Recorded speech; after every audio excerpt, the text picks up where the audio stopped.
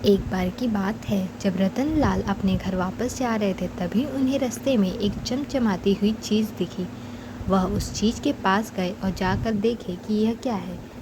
यह एक सोने का मोतियों से भरा हुआ हार था। रतन लाल इस चीज़ को देखकर बहुत ही खुश हुए और वह सोचे क्यों न वह इसे अपने घर लेकर जाए और अपनी पत्नी को इसे उपहार के तौर पर दे। झट से जाकर उस हार को उठा लेते हैं और उसे अपने पास लेकर निकलने लगते हैं। हार को लेकर जाकर वह अपनी पत्नी को बोलते हैं कि यह हार मैंने तुम्हारे लिए लाया है, देखो और बताओ यह कैसा है। पत्नी बहुत ही खुश होती है यह हार देखकर और साथ ही चौंक भी जाती है कि यह कितना कीमती हार है। वह इस हार की बहुत तारीफ़ करती है और बोलती है यह बहुत ही सुंदर है, यह मुझे बहुत ही पसंद आया है।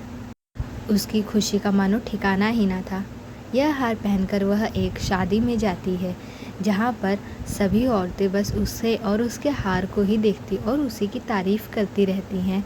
वह इतनी मदहोश हो गई थी वह हार पहनकर कि वह किसी से भी ज़्यादा बात ना करके घमंड दिखा रही थी।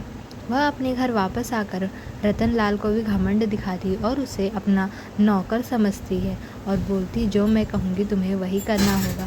रतन लाल भी गुस्से में चिड़चिड़ा उठता है और बोलता है कि मैं क्यों करूँ तुम्हारा कहना, तुम मुझसे झगड़ा मत करो वरना तो मैं भी करूँगा। और वह गुस्से से रतन लाल को बेड से हटाकर खुद सो जाती है और फिर रतन लाल भी सो जाता है। जब आधी रात होती है तो जो चुड़ैल होती है उस जंगल की, वह उसी का हार होता है। तब वह चुड़ैल आधी रात को रतन के घर जाती है।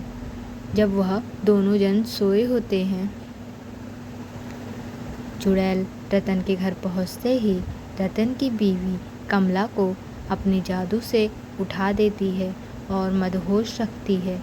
वह उसको अपने पीछे पीछे चलने को कहती है और कमला उसके पीछे पीछे जंगल तक जाती है। रतन तभी उठता है और देखता है कि कमला जांच रही है। वह भी कमला का पीछा करने लगता है। वह देखता है कि कमला आखिर जा कहाँ रही है इतनी रात को। तभी वह देखता है कि चुड़ैल अचानक से आ गई और वह कमला से कुछ तो बोल रही है और वह उसे उपहार के तौर पर कुछ सोने चांदी के जेवरात दे रही है और उससे कहती है कि इन जेवरात को तुम संभाल के रखना, यह बहुत ही कीमती है, यह मेरी, और जब तक ये जेवर रहेंगे तभी तक मैं भी जिंदा रह सकूंगी। यह बात रतन लाल सुन लेता है और वह समझ जाता है कि इस चुड़ैल से कैसे छुटकारा पाना है। जेवर लेकर घर की ओर रवाना हो जाती है और जाकर घर में अपने वह जेवर संभाल कर रख देती है और खुद सो जाती है। लेकिन रतन लाल यह बात अपने एक मित्र से बताता है और उसे बताता है कि किस तरह से चुड़ैल उनका पीछा कर रही है। दोनों जन मिलकर आते हैं और मित्र की सहायता से कमल वह हार और वह जेवर लेकर जाता है और एक नदी में जाकर फेंक देता है।